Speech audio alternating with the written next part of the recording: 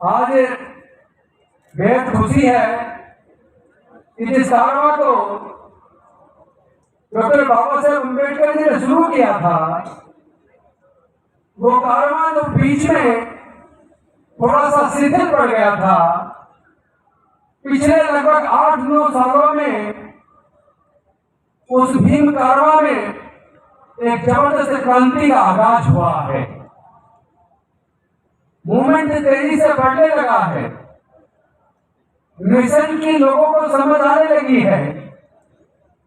मैं समझता हूं अब समय आ गया है ऐसे लोगों को सही मार्गदर्शन करने का, जिन लोगों ने डॉक्टर बाबा साहेब अम्बेडकर की कुर्बानी का फायदा उठाया है, जो लोग डॉक्टर बाबा साहेब अम्बेडकर के लिए रिजर्वेशन की वजह से देश के अंदर बड़े बड़े पदों पर पहुंचे हैं, जज, इंजीनियर, कलेक्टर, साइंटिस्ट बने हैं, एमपी और एमएलए बने हैं, मंत्री और मुख्यमंत्री बने हैं, यहाँ तक कि राष्ट्रपति भी बने हैं, मुख्य न्यायाधीश भी बने हैं। तो ये जो डॉक्टर बाबा साहेब अम्बेडकर की कुर्बानी की वजह से हमारे लोगों को ये सब कुछ मिला है, अब उनको ये एहसास कराने का समय आ गया है कि तुम्हें जो मिला है वो डॉक्टर बाबा साहेब अम्बेडकर का दिया है, केवल तुम्हारी अपनी मेहनत से नहीं मिला है। आप लोग केवल अपने बीवी बच्चों में लगे, केवल अपने परिवार की तरक्की में लगे, लेकिन समाज का क्या होगा? इस समाज के हकों की रक्षा कौन करेगा? जरा सोच के देखो, कई हजार सालों तक हमारे समाज के पढ़ने लिखने पर बंदिश थी, हमारे समाज के व्यापार करने पर बंदिश थी, हमारे समाज के संपत्ति रखने पर बंदिश थी, मानवता का दर्जा नहीं था। लेकिन डॉक्टर बाबा साहेब अम्बेडकर जी ने हमारे हजारों साल की गुलामी तोड़ने के लिए अपने छोटे छोटे 4 बच्चों और जवान पत्नी को गंवाकर अपने पूरे जीवन को चलाकर हमारे जीवन में रोशनी पैदा की। हमने क्या किया? हम लोग एमपी, एमएलए, जज, कलेक्टर, मंत्री, न्यायाधीश, प्रोफेसर, साइंटिस्ट, डॉक्टर, इंजीनियर बनने के बाद अपने घर तक सीमित हो गए। केवल हमारे बीवी बच्चे तरक्की करें, हमारा परिवार तरक्की करे और पूरा समाज पिछड़ जाए। ऐसे नेताओं की आपको जरूरत है जो आपके दर्द के ऊपर अपनी आवाज बुलंद कर सके। बहनों की इज्जत टूटती है, भाइयों का कष्ट होता है और हमारे सांसद, विधायक, मंत्री अपनी केवल कुर्सी में मशहूर हो जाए। क्या वो संसद के अंदर उन्हें हमारी आवाज नहीं उठानी चाहिए? क्या एमपी, एमएलए को हमारा ट्रू रिप्रेजेंटेटिव नहीं बनना चाहिए? क्या वो ईमानदारी से संसद के अंदर, विधानसभा के अंदर हमारा प्रतिनिधित्व कर रहे हैं? वो लोग डॉक्टर बाबा साहेब अम्बेडकर के साथ धोखा कर रहे हैं, वो लोग हमारे पूरे समाज के साथ धोखा कर रहे हैं। सोच के देखिए, जिनको हजारों साल में हर चीज से वंचित रखा, लेकिन डॉक्टर बाबा साहेब अम्बेडकर की कुर्बानी की वजह से उनके पढ़ाई के रास्ते, नौकरी के रास्ते, संसद में जाने के रास्ते, विधानसभा में जाने के रास्ते, व्यापार में जाने के रास्ते, सारे ही रास्ते आखिर खुल गए। लेकिन हमारे और आपके सबके रहते एक अकेले डॉक्टर बाबा साहेब अम्बेडकर जी ने हमें किया था, हमारे सबके रहते हमारी आंखों के सामने, हमारे मुख्यमंत्री, मंत्रियों के सामने, हमारे एमपी, एमएलए के सामने जो बाबा साहब ने दिया था उसमें से 70% छिन गया। तो हम लोग कहाँ हैं? कौन से दुनिया में रह रहे हैं? अरे आपसे 125 साल पहले भी डॉक्टर बाबा साहब अम्बेडकर को घड़ा छूने पे मार पड़ जाती थी और आज 125 साल बाद भी हमारे बच्चे को घड़ा छूने पर हत्या कर दी जाती है। बदला क्या? कितनी तरक्की हुई, कितने हम आगे बढ़े? क्या इस पे चिंतन नहीं करना चाहिए? हमारे बदलाने के कारण क्या है? हमारे पिछड़ेपन के कारण क्या है? क्या इन कारणों पे चिंतन नहीं करना चाहिए? जो लोग बीमारी से ग्रसित है, परेशान है, दुखी है, वो अगर दुख का कारण नहीं जानेंगे तो क्या वो दुख का निवारण कर पाएंगे? तथागत बुद्ध ने हमें क्या दिया? बुद्ध को कौन सा ज्ञान प्राप्त हुआ? कौन से वो 4 आर्य सत्य है? कभी उसको भी पढ़ लीजिए। हम लोग अपने आप को डॉक्टर बाबा साहेब अम्बेडकर का अनुयायी बताते हैं, हम बुद्ध धम्म की चर्चा करते हैं, लेकिन बुद्ध के धम्म को मानते नहीं, बाबा साहेब को जानते नहीं, उनके केवल मूर्ति पूजा करते हैं, उनके विचार को अपने आचरण में नहीं लाते। हम लोग आपस में ईर्ष्या करते हैं, एक दूसरे का विरोध करते हैं, एक दूसरे की बदनामी करते हैं, मंच पे एक दूसरे को क्रिटिसाइज करते हैं। अगर हमारा दर्द एक है तो हमारी दवा भी एक होगी। अगर बहुजन समाज के लोगों का दर्द एक है तो आपकी दवाई भी एक होगी, लेकिन आप दवाई अलग अलग ले रहे हैं तो इलाज नहीं हो रहा है। जब तक एक दर्द की एक दवाई नहीं लोगे तब तक इलाज नहीं होगा। तथागत बुद्ध ने कहा था संसार में दुख है, दुख का कारण है, कारण का निवारण है, निवारण का उपाय है। तो आप अगर दुख के कारण को जानेंगे नहीं, उसके निवारण के बारे में नहीं जानेंगे, निवारण के उपाय के बारे में नहीं जानेंगे और जानने के बाद उपाय नहीं करोगे तो आपका दुख दूर होने वाला नहीं है। मेरे समाज के लोगों का दुख दूर क्यों नहीं हो रहा? मेरे समाज के लोगों की गुलामी अभी भी खत्म होने का नाम क्यों नहीं ले रही? जब मैं इसके बारे में चिंतन करता हूँ तो मैं अपने देश की जाति के हिसाब से आंकड़े की तरफ जाता हूँ। जब मैं आंकड़ों की तरफ जाता हूँ तो मैं ये देखता हूँ कि भारत की जनसंख्या 142 करोड़ हो गई है। भारत की जनसंख्या आज 142 करोड़ हो गई है। इस 142 करोड़ में से लगभग 42 करोड़ तो केवल SC/ST के लोग हैं, लगभग 42 करोड़, जो लगभग 30% बैठता है। OBC के लोग, जिसमें मुस्लिम OBC में आ जाता है, मुस्लिम में से 90% OBC में आता है, तो मैं उसको मुस्लिम में न गिन के OBC में गिनता हूँ। OBC की जनसंख्या लगभग 50% है। 50-52% को, यानी कि लगभग 70 करोड़ देश के अंदर OBC है, और जो बाकी के रिलीजियस माइनॉरिटीज हैं उनको भी लगभग 6 करोड़ है। तो ये बैठ गया 118 करोड़। तो मैं आप सबसे पूछना चाहता हूँ, 142 करोड़ में से 118 करोड़ SC/ST OBC और माइनॉरिटी के लोग हैं, उसके बाद भी ये बदहाली में क्यों जीते हैं? ये गुलाम क्यों है? इनका उत्पीड़न क्यों है? इसका एक ही कारण है कि ये लोग आपस में बटे हैं, ये लोग एकजुट नहीं है। अरे जब हमारा दर्द एक है, हमारी समस्या एक है, तो इस समस्याओं से निपटारे का मार्ग भी एक है। वो मार्ग है SC/ST OBC और माइनॉरिटी की एकजुटता। इसीलिए हमने बहुजन एकता सम्मेलन यहाँ जयपुर में बुलाने का आह्वान किया। हमने रघुनाथ बौद्ध, जो हमारे मिशन जमीन के प्रदेश अध्यक्ष हैं, हमने उनको कहा था कि ये बिल्कुल आजादी का बन चुका है। डॉक्टर बाबा साहेब अम्बेडकर की जो मशाल जो धीरे धीरे जिसकी लो कम होने लगी थी, हमने अपने लहू से उसको सींचना शुरू कर दिया है। वो लोग फिर से तेज हो गई है। इस मूवमेंट को दुनिया की कोई ताकत रोक नहीं सकती। SC/ST OBC माइनॉरिटी के हक को दुनिया की कोई ताकत छीन नहीं सकती। लेकिन मार्ग एक है, हम सबको एकजुट होना पड़ेगा, हम सबको एकजुट होना पड़ेगा। देश के अंदर केवल 1.5% सरकारी नौकरी है। जैसा भी राजा रत्न अम्बेडकर कह रहे थे कि ये जो रिजर्वेशन है, ये चांद सूरज के उम्र तक नहीं चलने वाला, इसका खत्म होना तो तय है। आप इसके लालच में अपने असली हक अधिकार को भूल गए हो। अरे ये सरकारी नौकरियां केवल 1.5 करोड़ है। 1.5 करोड़ के अंदर SC/ST को कितनी नौकरी मिल जाएगी भाई? कितनी नौकरी मिल जाएगी? ज्यादा से ज्यादा 35 लाख मिल जाएगी, 40 लाख मिल जाएगी। लेकिन SC/ST की जनसंख्या 42 करोड़ है। 42 करोड़ लोगों में से अगर 40 लाख 50 लाख लोगों को नौकरी मिल भी जाए तो बाकी के 41.5 करोड़ लोगों का क्या होगा? उनका घर कैसे चलेगा? कभी उनके बारे में सोचा है? जो लोग केवल सरकारी नौकरी के बारे में सोचते हैं, मैं उनसे पूछना चाहता हूँ, देश के व्यापार का टोटल जो प्रतिशत है उसमें इस बहुजन समाज का हिस्सा कहाँ है?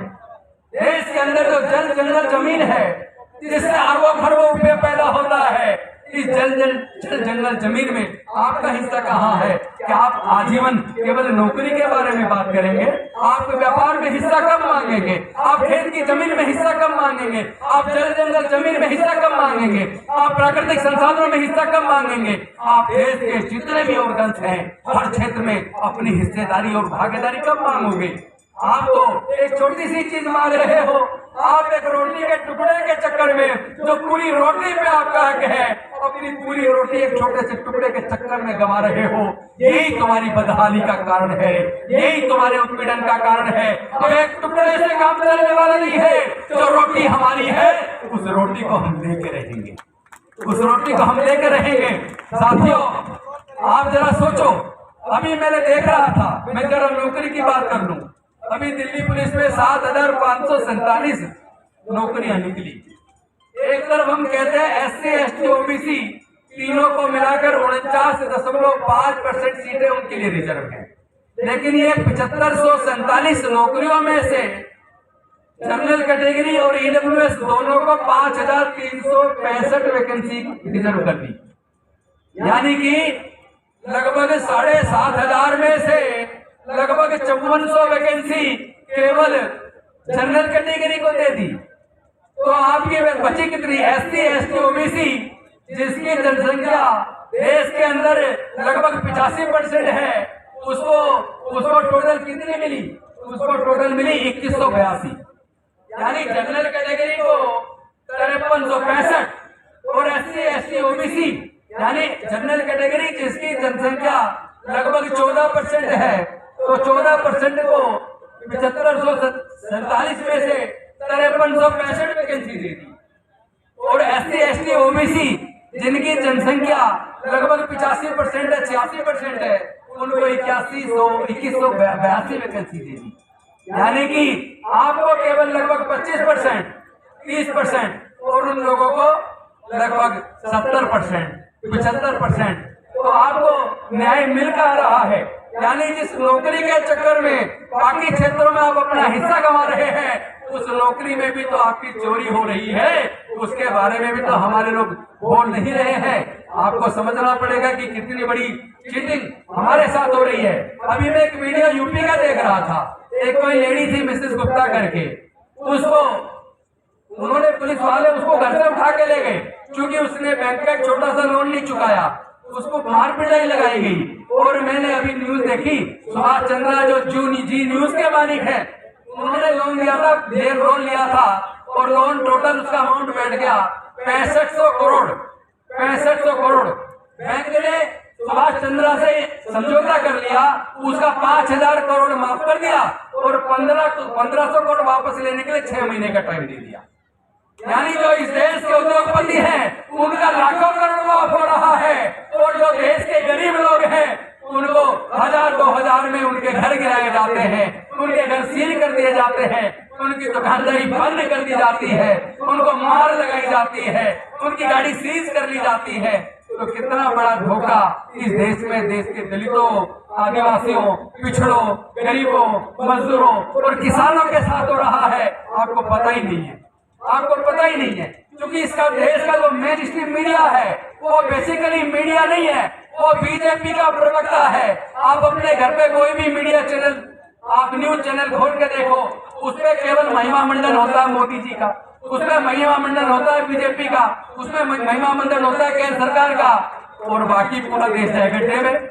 यानी देश में गरीबी बढ़ रही है, देश में बेरोजगारी बढ़ रही है, देश में उत्पीड़न बढ़ रहा है, देश में नफरत बढ़ रही है और देश में जो जिनकी सरकार है उनके केंद्रीय मंत्री, उनके सांसद, उनके विधायक धर्म के नाम पे नफरती भाषण दे रहे हैं, देश को तोड़ने की साजिश कर रहे हैं और वो भारत को बदनाम पूरी दुनिया के सामने कर रहे हैं। वो भारत को तोड़ने की साजिश कर रहे हैं, वो भारत में जाति और धर्म के नाम पे नफरत पैदा कर रहे हैं। मैं आप सबसे पूछना चाहता हूँ, वो दो काम एक साथ कर रहे हैं। एक तरफ उन्होंने शिक्षा को महंगा करके आपके बच्चों से शिक्षा छीन ली, आपके बच्चों से शिक्षा छीन ली, पढ़ाई को इतना महंगा कर दिया कि आपके अपने बच्चों को हायर एजुकेशन नहीं करा पाएंगे। कई कई लाख रुपया चाहिए इंजीनियरिंग का कोर्स करने के लिए, मेडिकल का कोर्स करने के लिए, लॉ का कोर्स करने के लिए, बीआर का कोर्स करने के लिए, मैनेजमेंट का कोर्स करने के लिए। कोई भी प्रोफेशनल डिग्री आपको अपने बच्चों को करानी है तो आपको 12 से 15 लाख रुपया मिनिमम चाहिए। देश के SC, ST, OBC और माइनॉरिटी के 99% लोग ऐसे हैं जो 12 से 15 लाख रुपया अपने बच्चों को प्रोफेशनल डिग्री कराने पे खर्च नहीं कर सकते। इसका मतलब देश की सरकारों ने एक साजिश के तहत एजुकेशन को महंगा करके आपके बच्चों से एजुकेशन छीन ली। और जो डॉक्टर बाबा साहब अम्बेडकर के ये रिजर्वेशन की वजह से हमारे लोग नौकरियों में आ जाया करते थे, तो उन्होंने सरकारी संस्थानों को ही प्राइवेटाइज कर दिया। भारत के बैंक बेच दिए, इंश्योरेंस कंपनियां बेच दी, एयरपोर्ट बेच दिए, एयर इंडिया बेच दिया, रेलवे बेच दिया, एक एक करके देश के सारे सार्वजनिक उपक्रम बेच दिए। और बेचने के बाद जो प्राइवेटाइज हो गया वहां रिजर्वेशन खत्म, यानी आपकी शिक्षा भी गई, आपकी नौकरी भी गई। अब आप क्या बनेंगे? आपके बच्चे क्या बनेंगे? पैसे के अभाव में पढ़ तो पाएंगे नहीं, नौकरी आपको मिलेगी नहीं, व्यापार करने के लिए आपके घर में पैसा नहीं है, तो आपके बच्चे मजदूर बनेंगे। आपके बच्चे मजदूर बनेंगे, और जब आपके बच्चे मजदूर बनेंगे तो आपके बच्चे फिर गुलाम बन जाएंगे। मैं आप सबसे पूछना चाहता हूँ, तेजी से नफरत का वातावरण बढ़ाया जा रहा है, तेजी से जातिगत उत्पीड़न बढ़ाया जा रहा है। ये सब इसलिए हो रहा है क्योंकि उनको ये बात पच नहीं रही कि जो हजारों साल तक उनके गुलाम रहे, उनके अंदर बोलने की ताकत कहाँ से आ गई? वो जज engineer, doctor, collector, scientist, professor बनकर उनके बगल में कैसे बैठने लगे?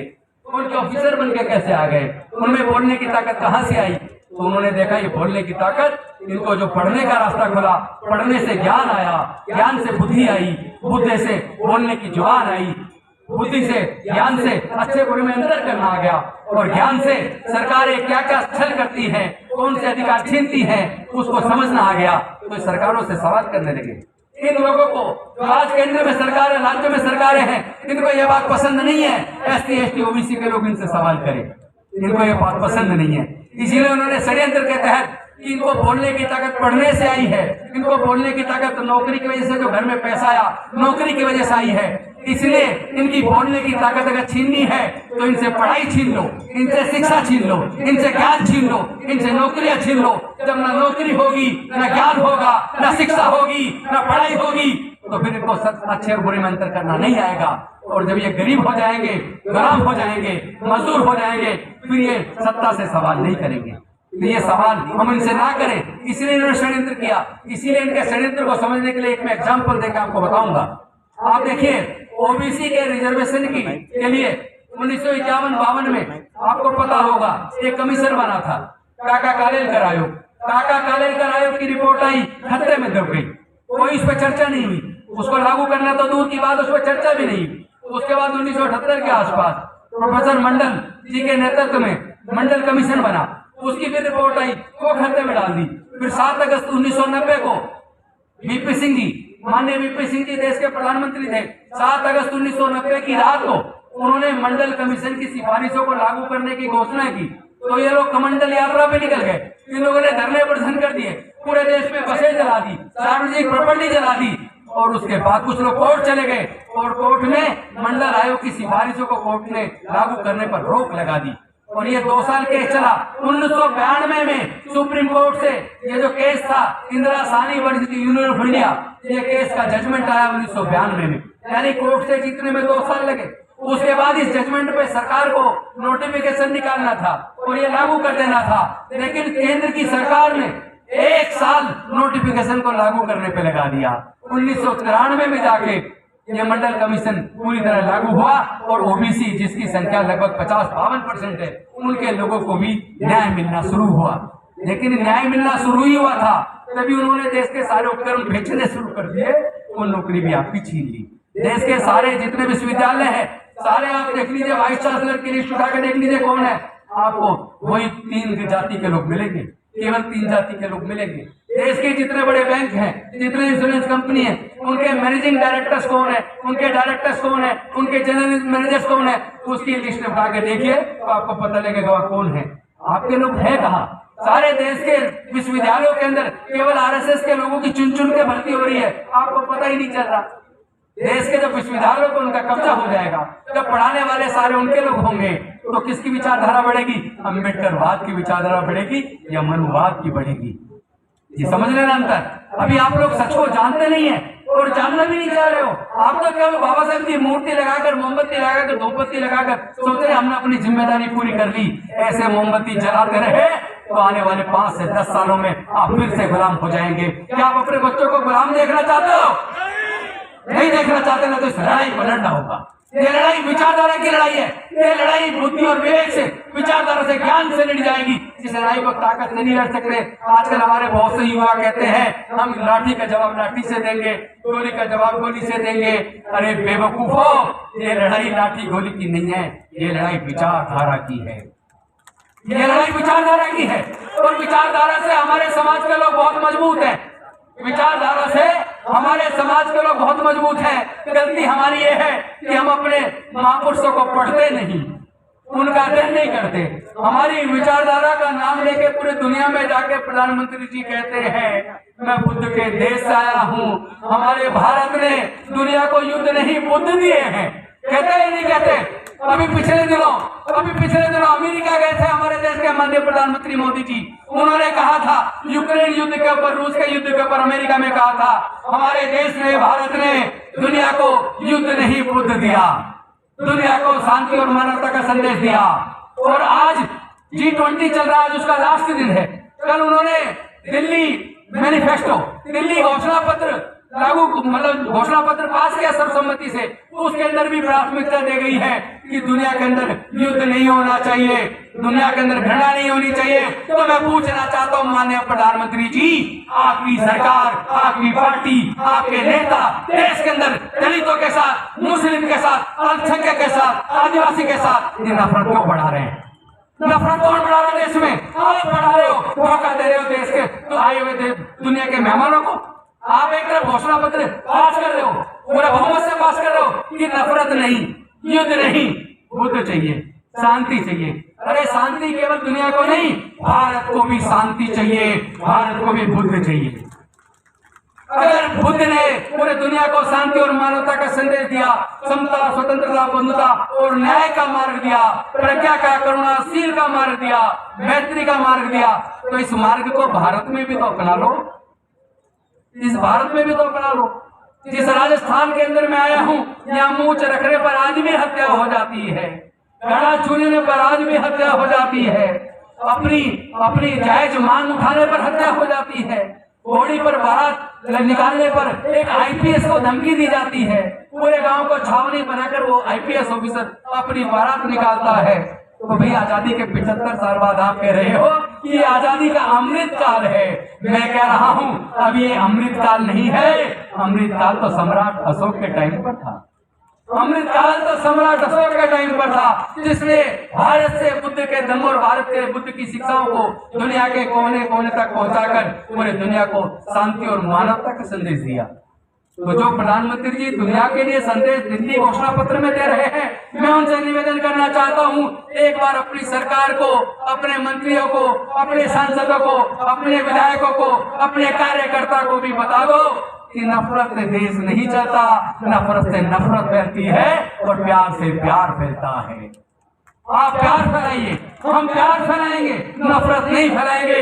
लेकिन अगर आप समझते हम कमजोर हैं, देश के SC ST OBC माइनॉरिटी के लोग कमजोर हैं, तो याद रहे हम डॉक्टर बाबा साहब अम्बेडकर का खून है, हम डॉक्टर बाबा साहब अम्बेडकर की संतान है। हम कमजोर नहीं है, हम जवाब देना जानते हैं, हम जवाब देना जानते हैं। लेकिन हम जानते हैं ये लड़ाई विचारधारा की है, इसलिए हम कभी भी जीवन में हाथ में हथियार नहीं उठाएंगे, हम हथियार नहीं उठाएंगे। हम बुद्ध के ज्ञान को लेकर, बाबा साहेब की मसाल को लेकर, बुद्ध की विचारधारा को लेकर, बाबा साहेब की विचारधारा को लेकर, अपनी इस विचारधारा के आधार पर जो शांति और मानवता की विचारधारा है, जो प्रज्ञाशील और मैत्री करुणा पर आधारित है, इस विचारधारा से आपकी नफरत की विचारधारा को हराएंगे। हम अपने प्यार से आपके इस नफरत को प्यार में बदल देंगे। ये शक्ति बुद्ध के अंदर है, ये शक्ति डॉक्टर बाबा साहेब अम्बेडकर के अंदर है। और साथ में याद रहे हमें जल जंगल जमीन तीनों में हिस्सेदारी भागीदारी चाहिए। सरकारी ठेकों में हमें हिस्सेदारी भागीदारी चाहिए, देश के सारे संसाधनों में हमें हिस्सेदारी भागीदारी चाहिए, और जो देश के सरकारी संस्थानों को आपने प्राइवेटाइज किया है हमें वापस उनका राष्ट्रीयकरण चाहिए, हमें वापस राष्ट्रीयकरण चाहिए, सारे बैंकों का फिर से राष्ट्रीयकरण चाहिए, सारी इंश्योरेंस कंपनी का फिर से राष्ट्रीयकरण चाहिए, रेलवे का फिर से राष्ट्रीयकरण चाहिए। जो आपने बेचा है या तो वापस करो या तो उसका राष्ट्रीयकरण करो, वरना एक बड़े आंदोलन की तैयारी आपके खिलाफ हम बहुजन समाज के लोग करने वाले हैं। हम झुकने वाले नहीं हैं, न हम डरते हैं, न झुकते हैं, न बिकते हैं। हम विचार वाले लोग हैं। हम डॉक्टर बाबा साहब अम्बेडकर की विचारधारा को मानने वाले लोग हैं। जो आपने छीना है गिरबान पकड़ कर वापस छीनने की ताकत हम रखते हैं। मैं बहुजन समाज के लोगों को कहना चाहता हूँ, अपने इस वोट की कीमत को समझो, अपनी इस वोट की कीमत को समझो। ये संविधान सभा के सदस्य तो आपको और हमें वोट नहीं दिलाना चाहते थे। ये वोट का अधिकार केवल इनकम टैक्स पेई को, केवल ग्रेजुएट को, केवल बड़े जमींदारों को देना चाहते थे। भला हो डॉक्टर बाबा साहब अम्बेडकर का, जिन्होंने पूरी संविधान सभा को अपने बुद्धि और विवेक से, अपने आर्गुमेंट से इस बात को मानने के लिए मजबूर कर दिया कि भारत में रहने वाले, केवल इनकम टैक्स पे करने वाले, केवल ग्रेजुएट, केवल जमींदारों को नहीं, मजदूरों को भी, किसानों को भी, किसी भी जाति धर्म के सभी लोगों को समान रूप से वोट का अधिकार मिलेगा और सबके वोट की कीमत होगी one man one vote, one vote one value. ये अधिकार वापस देंगे। तो ये सरकारें बना कौन रहा है? जो सरकारें देश के सार्वजनिक उपक्रमों को बेच रही हैं, जिस सरकार में बैठ के लोग नफरत पैदा कर रहे हैं, इन सरकारों को बनाता कौन है ये समझ लीजिए। ये 85% लोग में से तुमने 70% लोग बहका लिए धर्म के नाम पर। आपने 70% लोग बहका लिए और तुम 15% हो गए 85%, और हम 85% रह गए 15%। हमने, राजेंद्र गौतम ने, उनके साथियों ने, भीमराव अम्बेडकर जी ने, राजरतन जी ने, हम सब लोगों ने मिलकर संकल्प किया है, हम इस बहुजन समाज को दोबारा 85% बनाएंगे, दोबारा 85% बनाएंगे। अगर हम अपने वोट से आपकी सरकार बना सकते हैं तो हम अपनी वोट से आपकी सरकार को गिरा भी सकते हैं।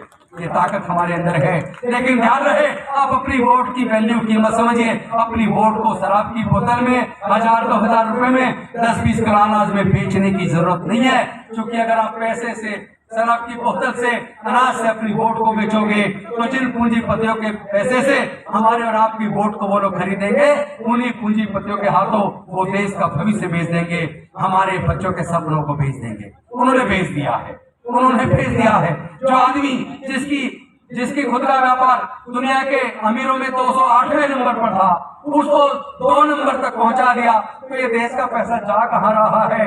देश की सरकार अमीर होनी चाहिए थी, देश के सार्वजनिक उपक्रम अमीर होने चाहिए थे, लेकिन जब कोई देश में से और दोस्त में से, दोनों डी से शुरू हो रहा है, जब कोई देश में से और दोस्त में से किसी एक को चुने और देश को चुनने के बजाय दोस्त को चुन ले तो दोस्त अमीर होगा, और अगर वो देश को चुन लेता तो देश अमीर हो जाता।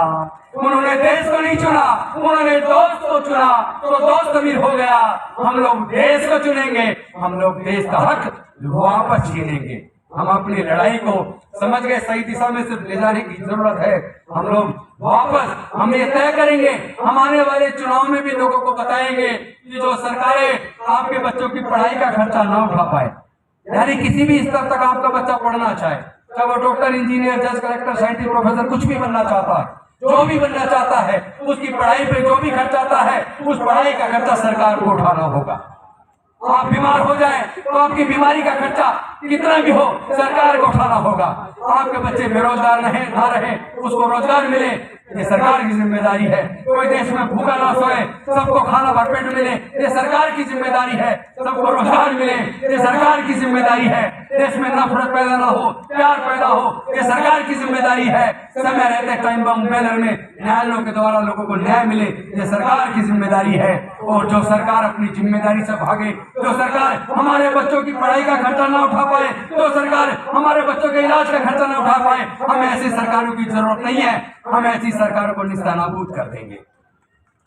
इन्हीं शब्दों के साथ, इस आह्वान के साथ, इस बहुजन एकता को बनाने के लिए जो भी कुर्बानी देनी पड़े, लोग कहते हैं गौतम जी आपने बहुत बड़ी कुर्बानी दी है, मंत्री पद त्याग दिया, अरे मैं कहता हूं मैंने कोई कुर्बानी नहीं दी।